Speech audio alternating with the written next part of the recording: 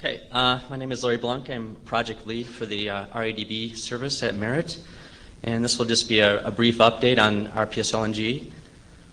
Let's see, curious how many of you are familiar with the RPSL standard? Yes, sir. Not a whole lot. Okay, well, I'm not going to go into the details of RPSL. So RPSLng is an update to the RPSL standard to support IPv6 and multicast, and it's been a work in progress for about the last 3.5, 4 years or so. So it's taken a bit of time. It's taken longer than we had hoped for. So we had several goals. We wanted to maintain backward compatibility with RPSL, so we didn't have like a flag day type situation where people had to switch over to a new server. It was also important to try to limit the number of new attributes and classes in RPSL and to maintain readability and understandability so people don't get confused when trying to figure out policy and trying to create policy in RPSL. So we pretty much finalized the standard at this point. There is a mailing list where you can look at the archives or you can submit comments, but at this point I think we're pretty much done. So a brief summary of changes. There was one new class that was created, the Route 6 class, which is equivalent to the route class except it supports IPv6 prefixes.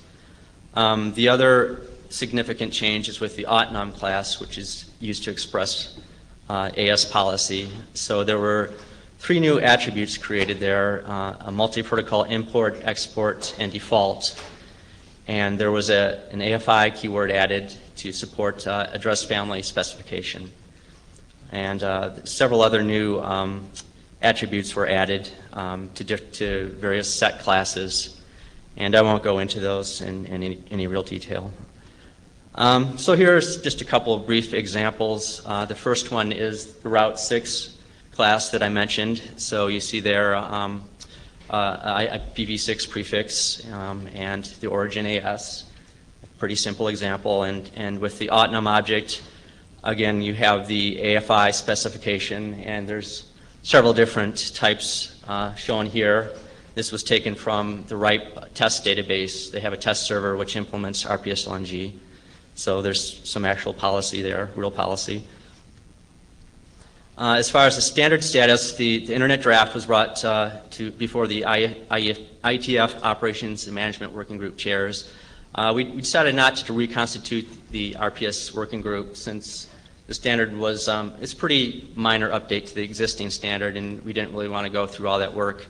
So the working group chairs agreed to shepherd it through the ISG, and it's actually been approved by the ISG.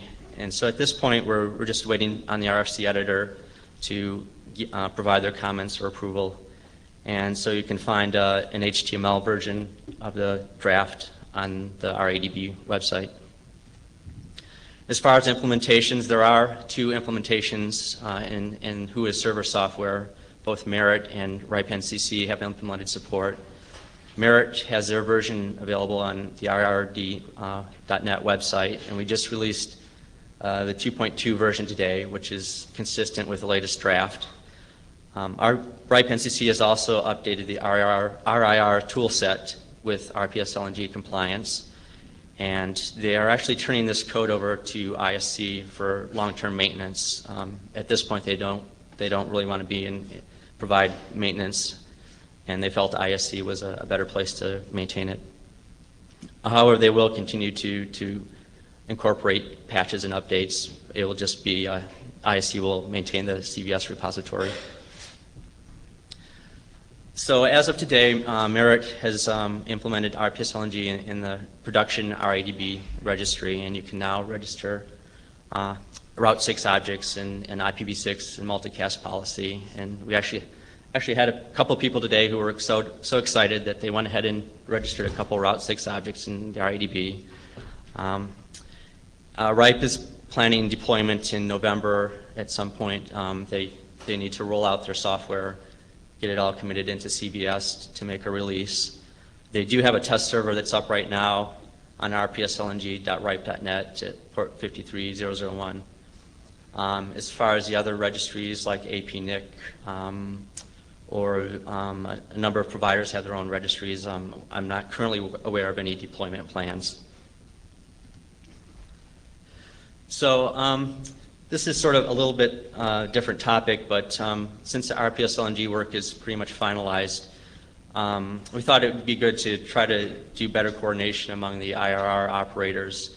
So we've set up a mailing list at Merit that we're hosting, and we'd like to address several issues such as actually getting deployment among the various registries with RPSLng support, and to address other issues like authority issues and hierarchy, mirroring and replication issues, and also looking at new standards like the CRISP work in IETF, as well as new work going on in routing security and BGP security.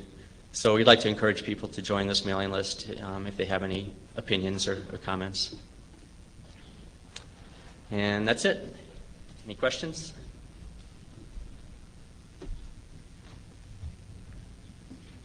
Thanks, Larry. Thank you.